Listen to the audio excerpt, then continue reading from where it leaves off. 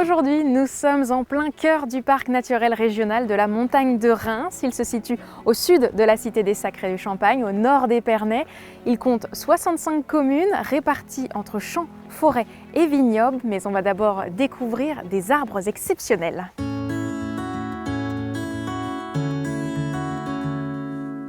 On vous retrouve, Émilie, en plein cœur des faux de Verzy, c'est le cas de le dire, on en a un à côté de nous. Qu'est-ce que c'est que cet arbre?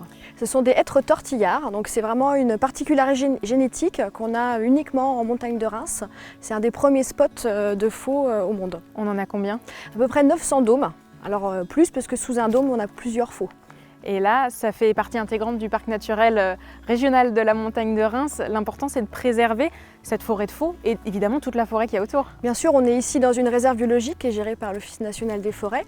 Le parc est partenaire de l'Office pour la protection de cette biodiversité et de ce patrimoine unique. Alors pour découvrir ce parc naturel, évidemment, on peut s'y promener, on va le voir dans un instant.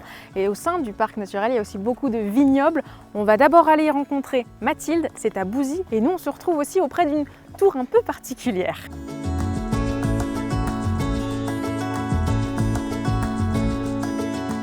Mathilde, merci de nous accueillir ici sur l'une de vos parcelles. Vous exercez dans une exploitation familiale, à peine 3 hectares de vignes. Et pour vous, le goût du partage, le goût de l'accueil des visiteurs, ça a toujours été primordial. Oui, ma belle-mère a toujours accueilli les clients et faisait passer le client en premier. Et donc moi je suis arrivée sur l'exploitation de mon mari il y a 7 ans et je continue comme ça. Par exemple, l'opération Vendangeur d'un jour, ça c'est un des moyens, une des offres no touristiques qui fonctionne bien. Oui, ça plaît beaucoup. Les gens sont vraiment curieux de voir ce que c'est qu'être vendangeur, de cueillir du raisin. Et ils éprouvent un plaisir immense. Et ensuite, quand ils boivent un verre de jus de raisin qui coule, voilà, c'est le fruit de leur travail et ils sont très heureux. Et c'est important pour vous, à travers les différentes visites, dégustations que vous organisez, de faire connaître votre métier, mais de A à Z en quelque sorte?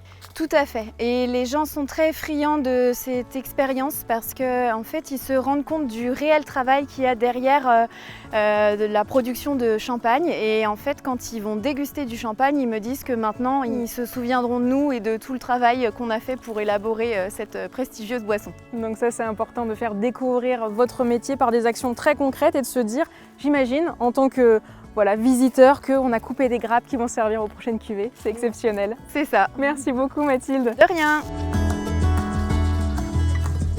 Émilie, on se retrouve ici à Verzenay, au pied d'un bâtiment assez insolite pour le secteur. Qu'est-ce que c'est que ce phare? Il guide les vendangeurs? Il aurait pu les guider, oui, voilà, c'est un bâtiment qui a été créé au début du siècle par un vigneron un peu original qui voulait faire la publicité pour sa marque de champagne et qui trouvait qu'il y avait une mer de vigne tout autour de Verzenay. Donc voilà, ça c'est l'occasion de découvrir le vignoble avec de superbes points de vue. Comment on peut faire pour le découvrir de l'intérieur, ce vignoble? On peut se balader à pied, en VTT, à vélo, à partir des gares qu'on a sur le territoire du parc, à partir de Reims et d'Épernay. Voilà, tout est pratique. À vélo, il faut quand même des bons mollets pour les coteaux. Tout à fait, oui, ça grimpe. Merci beaucoup Émilie pour cette balade. Je vous en prie. Vous l'aurez compris, autour de Reims et plus particulièrement au cœur du parc naturel régional de la montagne de Reims, de nombreuses activités à faire et de nombreux modes de découverte, rando, vélo, tuk-tuk électrique ou de chevaux. Quasiment toutes les expériences ludiques sont possibles ici dans la Marne. Vous aussi, prenez rendez-vous avec la Marne.